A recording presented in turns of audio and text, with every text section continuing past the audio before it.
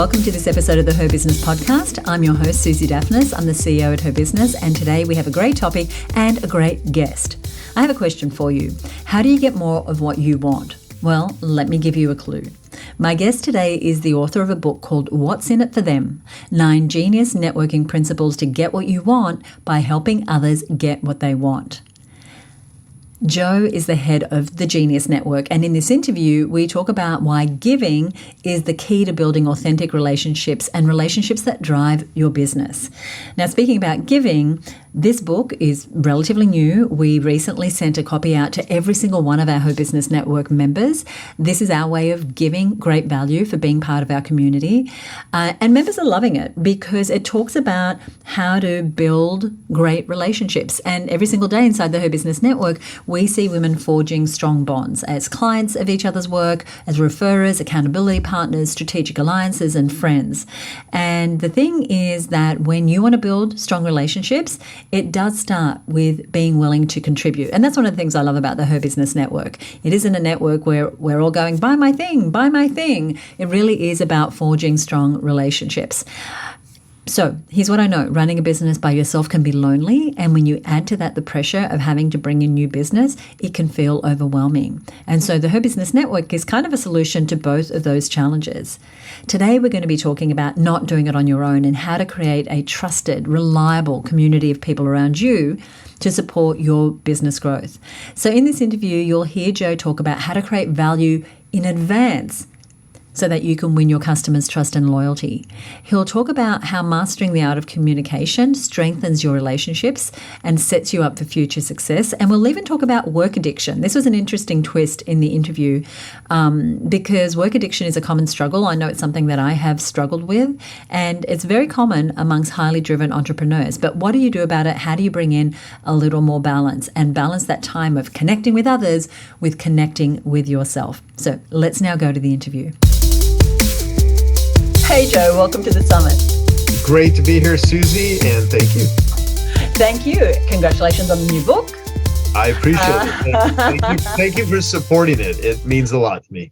Well, I'm very happy. We've featured your book as our book club book, and members are absolutely loving it. They're posting all over social media. And for those who haven't yet picked up a copy of the book, could you start us off by just giving us the premise of the book?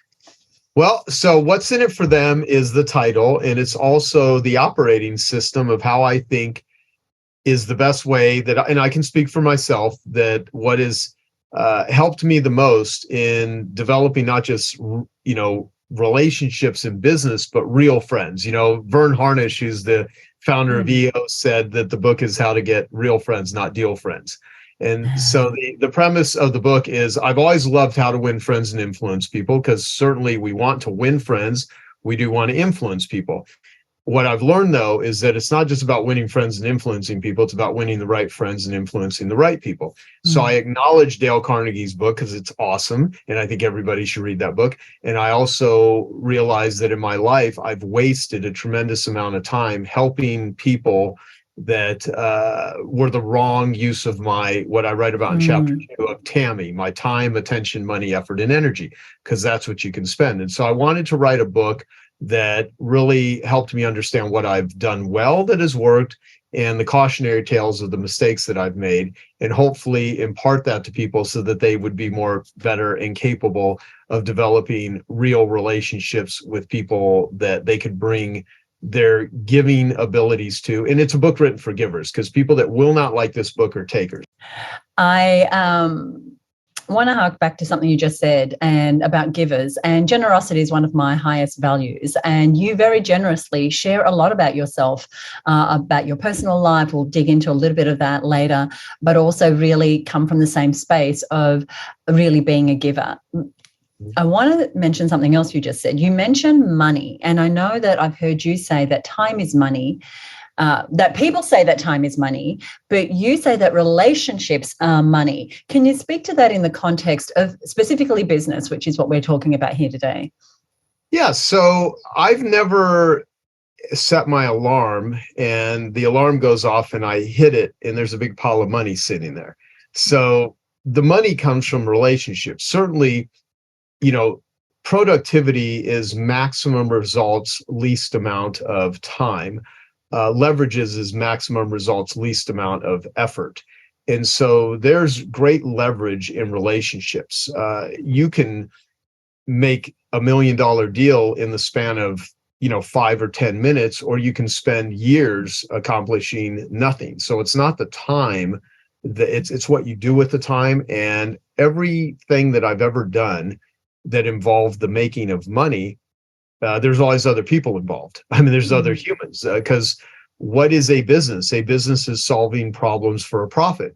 And there's a lot of problems in the world. And those problems usually come in the form of people that you develop relationships with. People don't buy things from a company. They buy things from individuals within a company. Now, ultimately, these big brands, big giant companies that have branding, and you could, do everything from Coca-Cola to Apple computers to, pick any of the big tech companies. Yeah, people ultimately will do business with a company, but most of your clients and my clients are small business owners, and they're people that are out there, and people don't buy from you because they understand what you do. People buy from you because they feel understood. And so there is a book behind me in this room that I'm at with a bunch of books written by Robert Collier in the 1950s. And he said that as a marketer, as a copywriter, you want to enter a conversation that's already existing in the prospect's mind. And so you really want to understand the psychology of the person that you are doing business with, because marketing is simply applied psychology. There's a lot of complexity to it, but it's really understanding the person that you're wanting to help. And that's where what's in it for them comes from. Because if I focus on what's in it for me, am I really focusing on the relationship, or am I focusing on the transaction? And if you want to be in the transformation business, not the transaction business, you really need to take it to the caring, the empathy, the understanding, the relationship of somebody's issues. What are the problems that they have? What are the pains that they have in their life? And how can you solve those profitably? Because that's what a business does, and that's what a business owner does. So yeah, time is important in how you utilize your time. The relationships, though, are the most important. And I'll say it this way. There's a time when we all are going to be sick. Hopefully not, but there probably will be a time. And I don't know if you've ever sat with somebody while they're dying. I've had several people that I've been the caretaker at the time of their death, and all the money and all of that is irrelevant at that point in time. And the relationship is what matters. So money's just one way to get paid. There's many other ways to get paid. And in business, you got to make money, of course. And if you really want to make money, not just short term, but long term, you bond with people. And bonding and connection is the biggest investment that someone could put into the asset of a customer or a client. Or people don't refund a relationship. People refund products. But if you have a real relationship with someone, much harder for someone to want to walk away from, especially if it's valuable. And in the book, you talk a lot about the characteristics of people that are a magnet for other people who do build long-term relationships. One of the chapters is titled, Be the Person They Always Answer the Phone For. Where do we start when it comes to becoming that type of person that people will go, oh, it's Joe. Of course I'm going to pick up the phone. Yeah, well, and here's the thing: not everyone vibes with me or you or each other, but some people do, right? So, what is it that causes somebody to get excited or to like someone, or when the phone rings, if it does ring, because we now live in a world where many people don't even phone calls.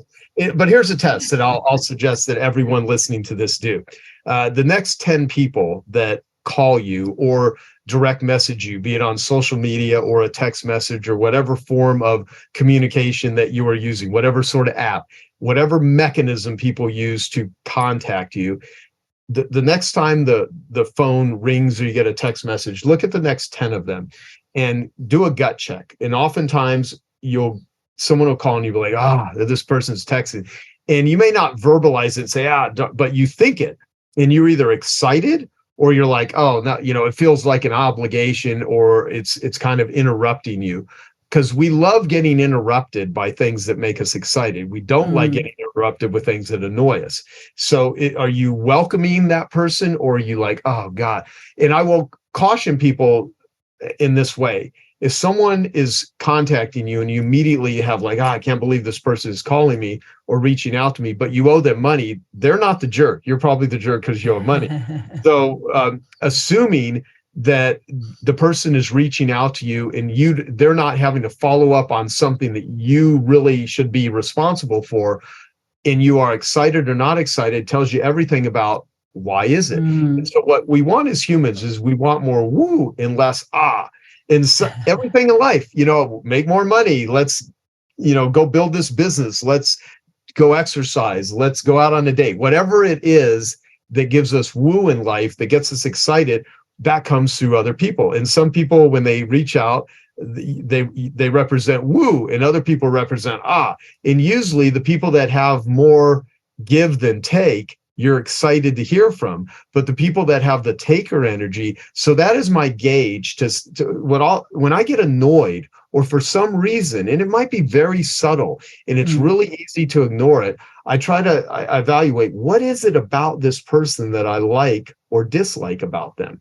And I really kind of do a search, and it's helped me determine the difference between people that are ELF, easy, lucrative, and fun, and people that are HAP, hard, annoying, lame, and frustrating. So I want to have as many ELF relationships in my life, and I want to minimize or eliminate as many HAP relationships. And so being the type of person that you want to answer the phone for is, how are people responding to you? Are people excited to hear from you? And oftentimes, some people aren't open to real honest feedback. Is ask people, what is it about me that causes you, what could I do better that would make you more excited about this relationship? And I've told this to entrepreneurs for years, that it's real easy to do feedback from your happy clients and get testimonials. And if you're not getting testimonials, then try to up the level of service that you're doing, because delivering good products or services or experiences, a testimonial should be a byproduct of that. People shouldn't just celebrate because they're getting people saying nice things. That should be part of the goal of just, running a company. People say nice things. The next 10 people that don't buy from you, follow up and say, I'm not even going to try to sell you. As a matter of fact, I'll give you the thing I was offering to sell you for free if you just give me your honest feedback. Why didn't you buy this? What was it about me? Is it something, how could I have approached it differently? And do that with a genuine, not a sneaky, tricky way of doing it, but just being as open as you possibly can to say, what could I have done better? What would have made this more appealing? And it's surprising how much people will give you, feedback depending on how open you are to receive that, or to simply ask for advice. Because people, they love to point out things. But again, a lot of this is context. But I'll tell you, test it on the next 10 people. And when people actually do that, and you pause, even just for a few seconds, it makes you realize, who in my life do I love hearing from? Or go to the last 10 text messages and say, is this person ELF or is this person HAP? And then say, how do they think about me? I wonder if when I ask them for something, is whatever I want from that person is, because I have this thing that I say where make sure your give is equal to or greater than your want, because we all want something, but the people we tend to like they show up with a give that's bigger than their want, or at least equal. And is everyone contacting you because they want something, but they're not offering to give something in return? And that's, I think, find sort of the reciprocity of the relationship. And where we position ourselves, the people we surround ourselves with, is such a big part of that. And I know for many, many years, how long have you had the Genius Network? I started Genius Network in 2007. Prior to that, though, I started my first coaching group in 1998. So I've been coaching people for going close to 25 years. Right. And I'm celebrating 28 years of creating these communities for women to come together to connect. And we showed the old way of networking the door a long time ago. And we're very much about, like you, building authentic relationships. And so in chapter 6, you actually talk about the importance of not just surrounding yourself with lots of people, but the right people. And you may have noticed this. Sometimes I notice people come into our world, and from a place of no connection, they try and make a sale. They tend not to last in our connection culture. So could you speak to two things? One is the importance of who you connect with versus how many, and also what should we be doing before we're asking for the sale? Okay. Yeah. Well, as far as who to connect with, I always look at things of, for one, who do I want to be a hero to? So a big determining factor to me is, who do I want to be a hero to? And in my world, that's people that are entrepreneurs, because I think entrepreneurs are the ones that make the world go around and provide jobs and creation and innovation. And the other are people that struggle with addiction, because I have been in recovery for over 2 decades, and I understand the pain and the suffering that comes with addiction. And I, for whatever reason, I hate seeing people in pain. And I also know that pain is the biggest messenger. So who I connect with are those two groups of people. I know people in government, I know people in academia, but that's not really my world. I also want to connect with people that have talents and skills and things that I find interesting. So for instance, I'm looking behind your right shoulder. I can't read the title of every book, but I can see Influence by Robert Cialdini. One of my favorite people. Yeah. So, I mean, I love Robert. Like yesterday, I had not only brunch with Robert and his wife, but I had dinner with Robert and his wife. So I spent probably 5 hours with Robert Cialdini. I've known him for 30 years. Yeah. He's the father of influence. I see traction up there with Gino Wickman. I was with Gino Wickman last week. I actually, at the last Genius Network meeting, I have both Robert Cialdini and Gino Wickman and BJ Fogg and Chris Voss all there at the same time, interviewing all of them.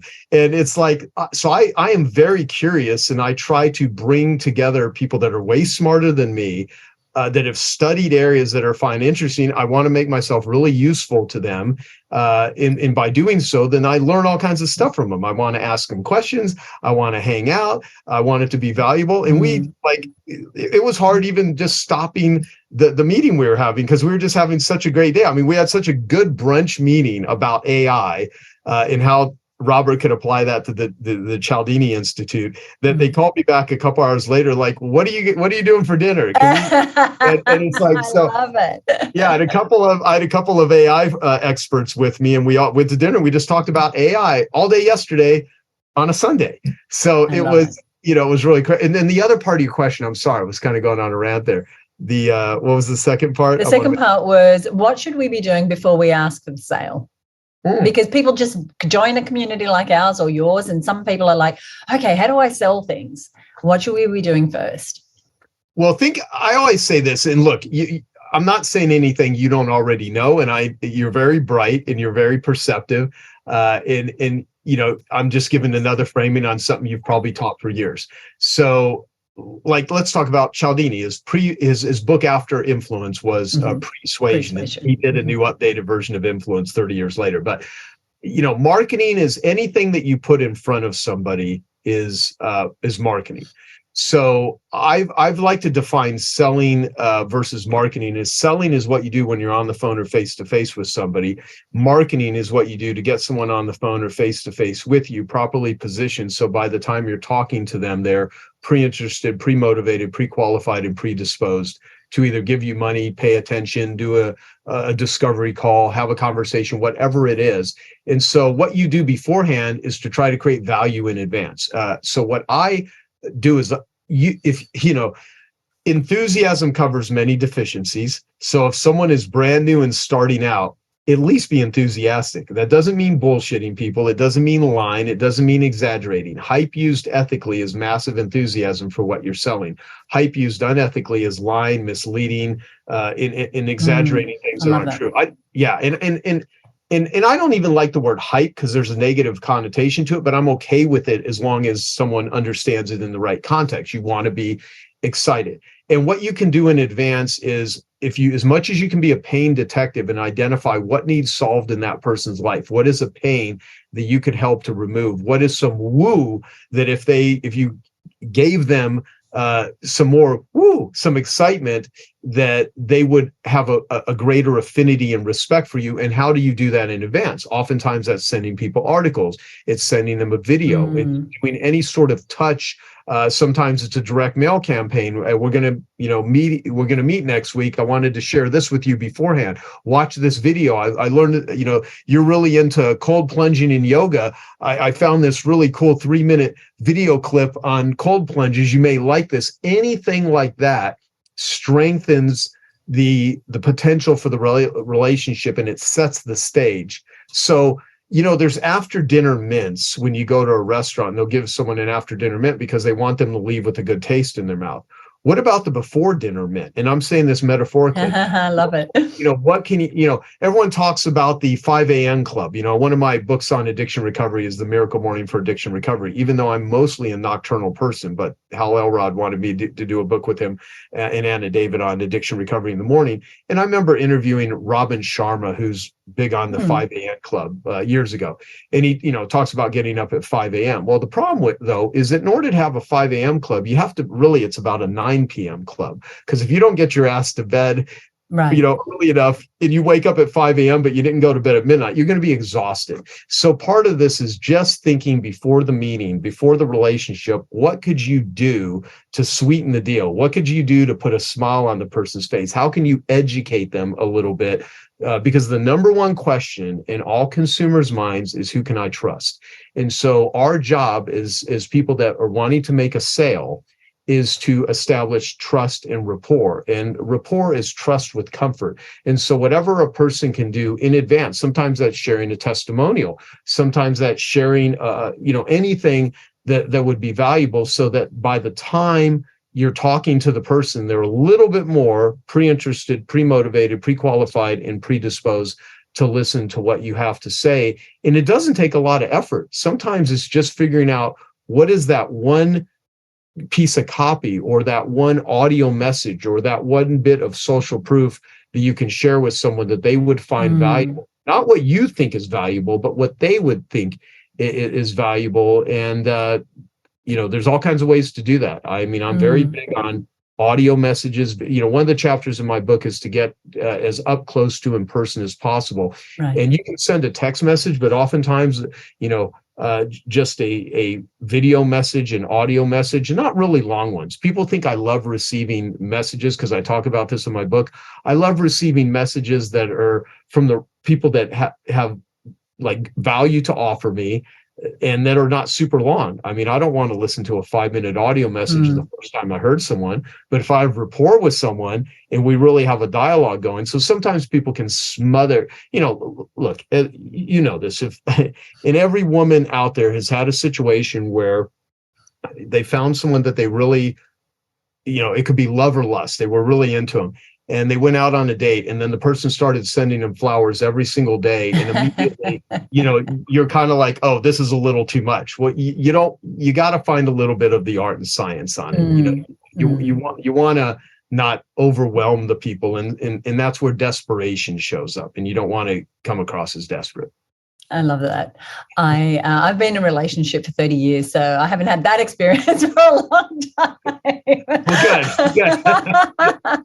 I want to talk about leadership. You work with a lot of entrepreneurs, and we're supporting women, especially looking to see how women can take on the mantra. One of my mentors, Robert Kiyosaki, used to say, business is a team sport. So whether you're bringing on suppliers or contractors or that first assistant or the 20th staff member, it's about bringing people onto your team if you really want to grow a team.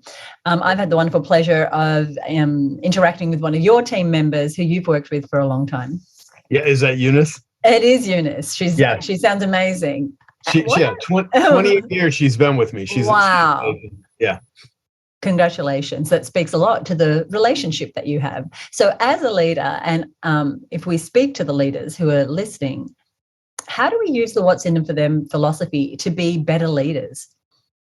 Yeah, that's a good question. Well, for one, you need to be congruent. As much as you can have the front stage of your businesses with what your customers, your clients, your prospect, the public see, you want to make sure that your backstage is congruent with your front stage.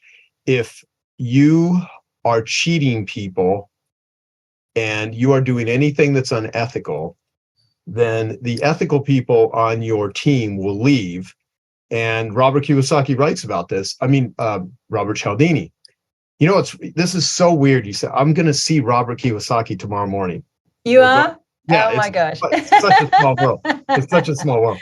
So basically, the research shows that if you are like a dishonest leader, and your team and team members witness this and see this, then the honest ones will leave, and the ones that stay will start cheating you. So it becomes a double-edged sword when you have poor leadership. So I think, the best thing though is you got to be congruent, walk the walk, talk the talk as much as humanly possible. And I think great leaders, they don't position themselves to get all the credit.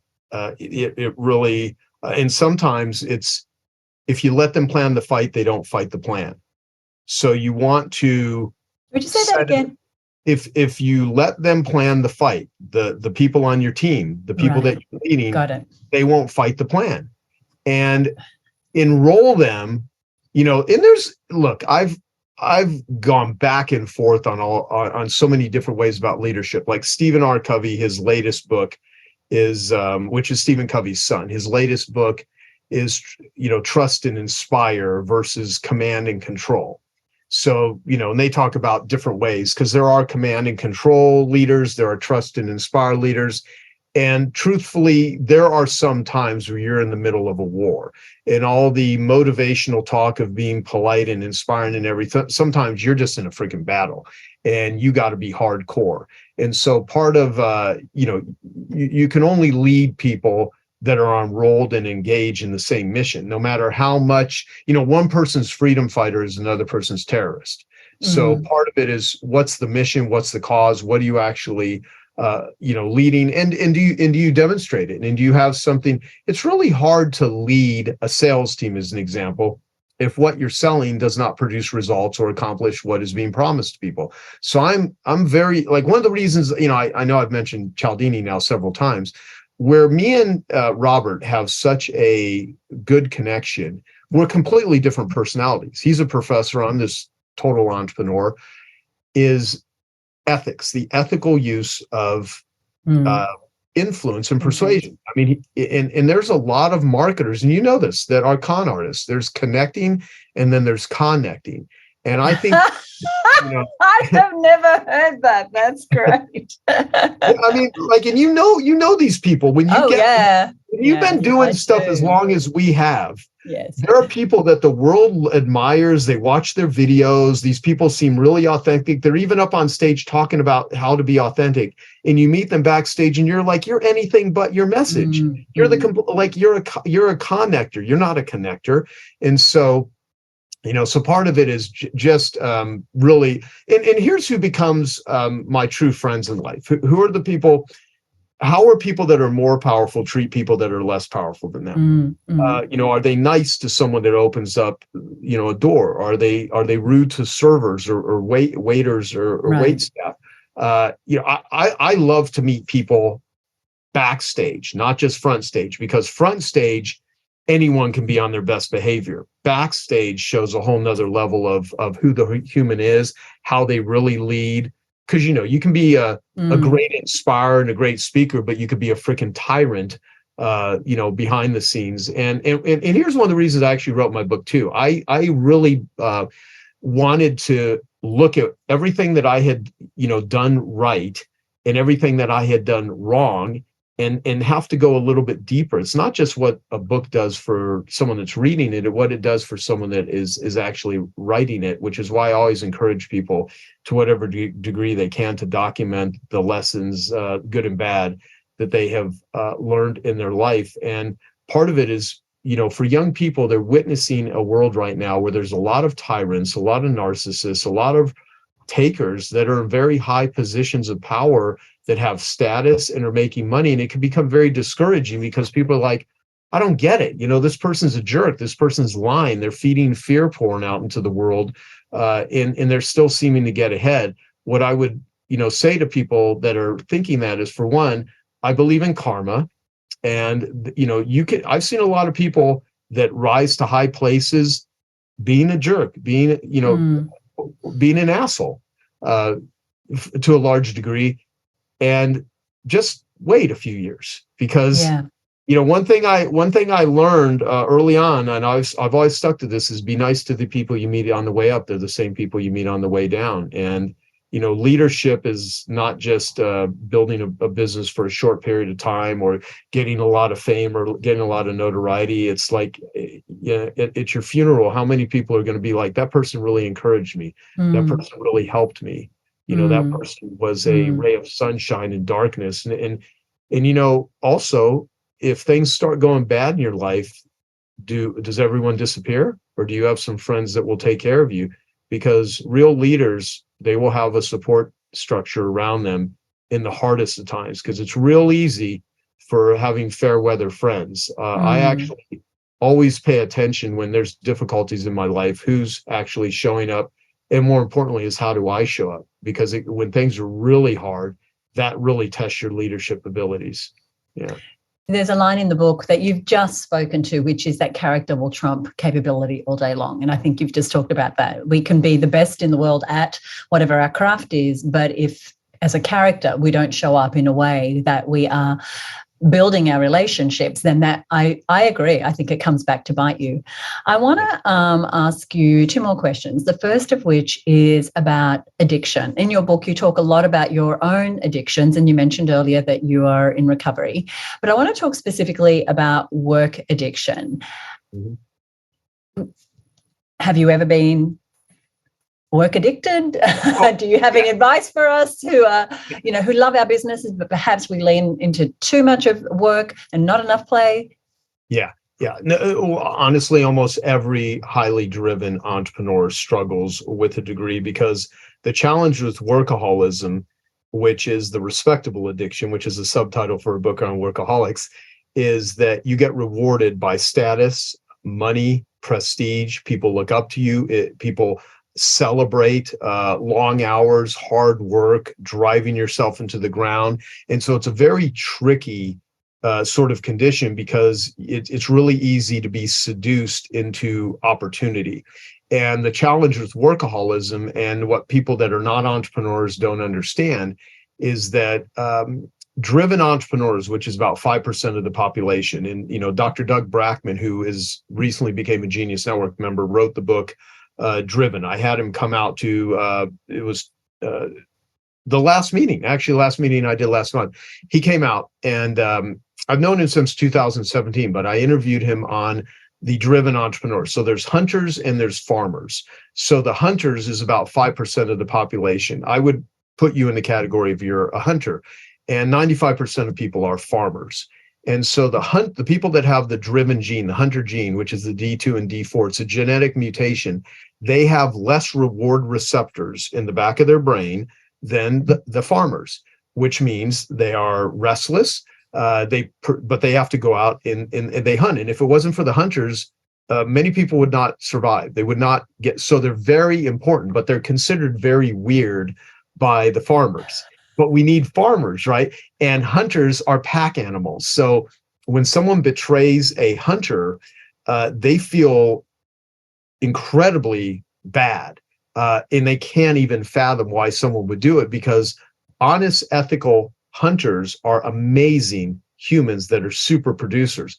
Unethical hunters, or ones that don't have boundaries, are the killers of the world. They're some of the tyrants we've seen doing very evil stuff. So a hunter without boundaries and integrity and character and ethics is very dangerous. A hunter that is well boundaried and well taken care of is an incredible person that provides jobs, creates innovation, can be, the ones that take care of the community, the ones that take care of the tribe. And so the tribal leaders that really are compassionate and caring, there's so much pressure, there's so much responsibility. And the challenge with being constantly working all the time is that you become pleasure deaf. And so the woo is oftentimes, the world advances on the backs of its neurotics to begin with. So that's one thing. And the second is, when you have a whole bunch of relationships with a bunch of other workaholics, you can very much get confused with, is this the way to sort of live life? And I spent most of my adult life full-blown workaholic, and I still have the part of me that is driven. Now, today, what I've learned is how to pause, because when I'm super overwhelmed and I feel like I got so much on my plate, the number one thing that brings relief to me is to add a new project to my plate. which means I get a dopamine hit, but I now realize that, and I was blind to that before. I'm like, so okay, so when I got a lot going on, and I used to say that, and this is wrong. This is what I learned about myself. How could anyone ever get bored? I used to say stuff. There's so many books to read. There's so many things to do, and I learned that I was bored out of my mind in the middle of massive activity because I just wanted something new. So as you know, most entrepreneurs are not monogamous with business ideas. They're very promiscuous. They want to listen to podcasts at double time speed. They want to read 20 books at the same time. They want to get involved in and that's great. And I think, bring a certain level of levity to it, because I think it's kind of funny and comical. But when any sort of addiction is making your life unmanageable, or it's causing more than woo, then you really need to, check yourself before you wreck yourself. It was a big reason I took the sabbatical, because entrepreneurs that are too tightly scheduled cannot transform themselves. There's no vacuum. There's no space. Exactly.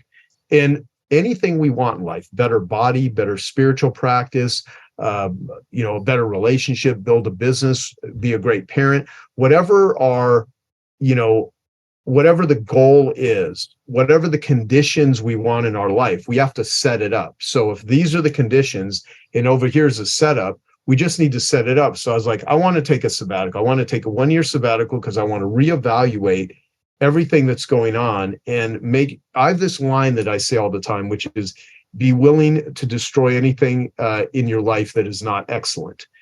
And I have a lot of things in my life that were excellent, but I had a lot of things that were not excellent. And I needed to do a full-blown audit. And even though I've said that, even though I think about it, there were a lot of things in my life that were not excellent. And one of them was I was driving myself into the ground. I spent half my time helping entrepreneurs and offering connection networks to entrepreneurs. And then I spend a lot of my time with people that struggle with addiction. And once the pandemic started, I started getting calls from people that were starting to lose it. And there are people that reached out to me because of the work I do in addiction, and they felt safe with me.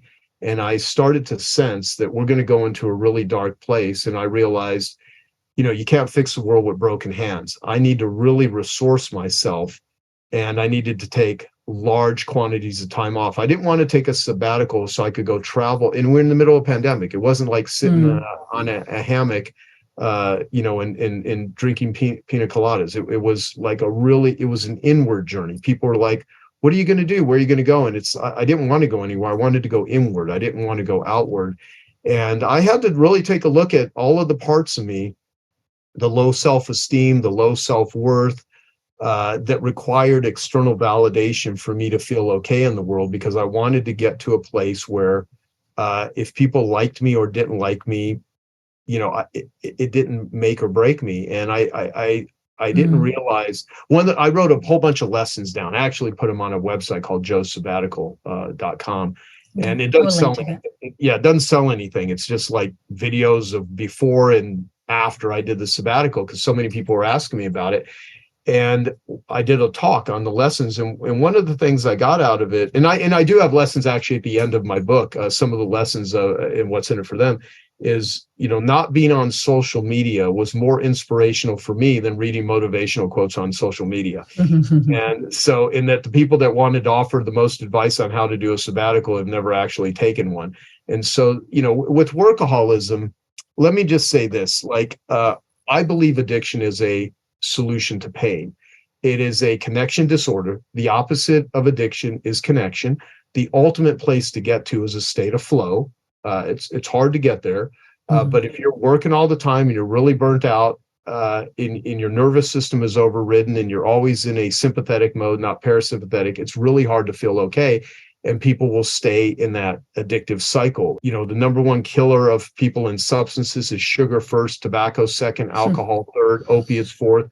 And work, there are so many functional addicts that are workaholics that go home and they're in so much pain and torment, but they're rich. Some are, not all. They make money, they have high status, and they go home and they cry either externally or internally, and nothing ever feels fun anymore. And so people really need to treat themselves as the million dollar racehorse. I talk about, if you had $1 million racehorse, what would you do? You would have the best trainers, the best food, the best rest and relaxation. You would let the horse sleep.